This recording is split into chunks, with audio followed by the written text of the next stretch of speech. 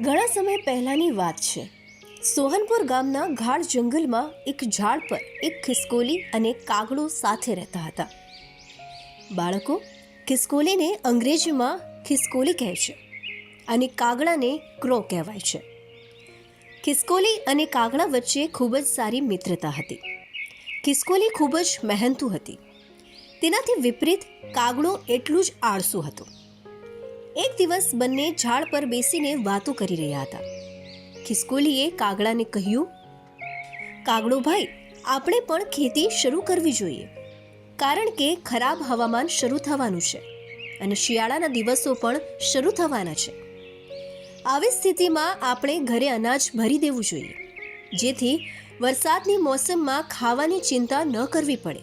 કાગડાએ કહ્યું, ઠીક છે ખિસકોલી બહેન, આપણે આવતીકાલથી કામ શરૂ કરીએ.